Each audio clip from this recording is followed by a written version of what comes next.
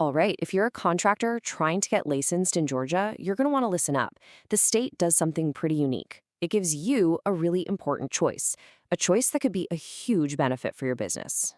Yeah, see, most states have these super rigid financial hurdles, right? But not Georgia. They've built in this flexibility that honestly makes it one of the most contractor-friendly places in the entire Southeast. It's a massive advantage, but you've got to know how to use it. And here it is, the big decision. When you go for your general or residential license, you have to prove you're financially stable. But Georgia lets you pick how to do it. Are you going to go with a $25,000 surety bond, or are you going to show you have $25,000 in net worth? So here's what we're going to cover. We'll dive into Georgia's contractor-friendly choice, pit the bond against the net worth option, map out the 5 simple steps to get your license, check out the hottest construction markets in the state, and, this is a big one, we'll see how that Georgia license can be your ticket to expand all over the Southeast. And this isn't some loophole, It's written right into the law. Official Code of Georgia, Section 4341, if you want to get specific. The licensing board did this on purpose. They get it. They know a brand new business has a totally different bank account than a company that's been around for decades. Okay, let's really get into the weeds here, because trust me, this is way more than just checking a box on some form. This is a real business decision, a strategic choice that's going to directly affect your cash flow and how you run your company day to day. All right, let's put these two side by side. On one hand, you've got option A, the surety bond. Now with this one, you're not forking over 25 grand. Nope, you just pay a small annual fee, a premium, which is usually somewhere between $250 and maybe $1,250. The huge win here, your cash stays in your pocket for things like equipment, payroll, running the business. That's why it's the most popular choice for new and growing companies. Now on the other side, there's option B, showing $25,000 in net worth. This means you have to tie up that capital and pay a CPA to draw up official financial statements, which isn't cheap. It's a good path, for sure, but it really only makes sense for those big established firms with deep pockets. I love this analogy because it just makes it all click. Think about it. Going the net worth route is like buying a car with cash. Bam, it's yours, but that big chunk of money is gone. The surety bond, that's like financing the car. You make a small payment to drive it, but all that cash you saved is still in your account, ready for whatever your business needs. So let's talk real numbers. What does this actually cost? Well, if you have good credit, say a 700 score, you could be looking at an annual premium of just $500. Seriously, for $500 a year, you meet that $25,000 state requirement, and you keep all your working capital right where it belongs, working for you. And how do they get to that number? It's not magic, it's just simple math. They take the full bond amount, $25,000, and multiply it by a small rate, usually somewhere between 1% and 5%. And that rate? It's based almost entirely on your personal credit score. Super simple, super predictable. Okay, so you've weighed your options, you've made your choice. What's next? Let's walk through the whole roadmap, the 5 steps to get that official Georgia contractor license. First up, you got to figure out your classification. Are you a general contractor, residential basic, or residential light commercial? Second, it's exam time.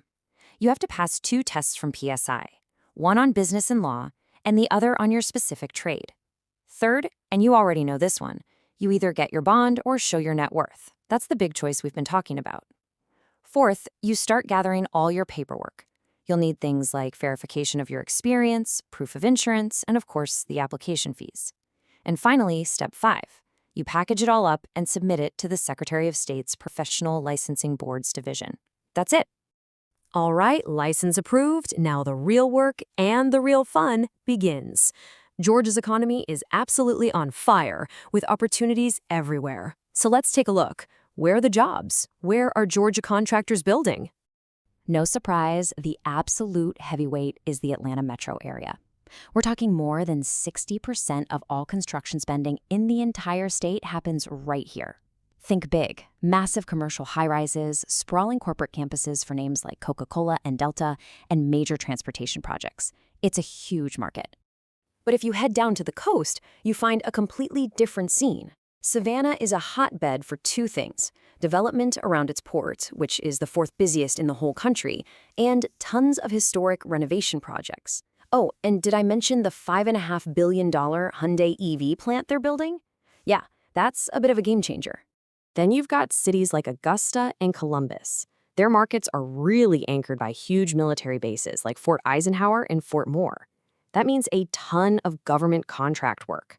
Augusta's also turning into a big hub for cybersecurity, which creates demand for very specialized, high-tech construction. But here's something that makes a Georgia license even more valuable, something you might not know about. Getting licensed here isn't just about working in Georgia. It can actually be your golden ticket to expand across the whole Southeast. And it's all thanks to an organization called NASCLA. So what is NASCLA? It stands for the National Association of State Contractors Licensing Agencies. And basically, they help make licensing easier between member states. And since Georgia is a member, when you pass your trade exam there, it often counts in other member states too. Think about that. It means you might not have to take another big trade exam to get licensed somewhere else. That's a massive time saver. And just look at this list of neighbors.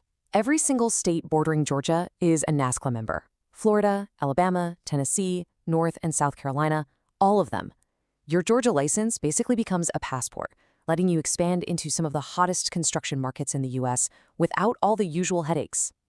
So when you step back and look at the whole picture, the unique financial flexibility, the incredible job markets, and this amazing path to expand, it all boils down to one simple question. What is the smartest first step for a new or growing contractor in Georgia? And for most contractors, especially those who are new or growing, the answer is pretty clear. The smartest move is to protect your cash flow. And you do that by choosing the surety bond. It is hands down the fastest and most cash-efficient way to meet the state's requirements so you can get out there and start building. And the best part, you can take that step right now. Head over to buysuretybonds.com and you can get a free, no-obligation quote for your bond in just a couple of minutes.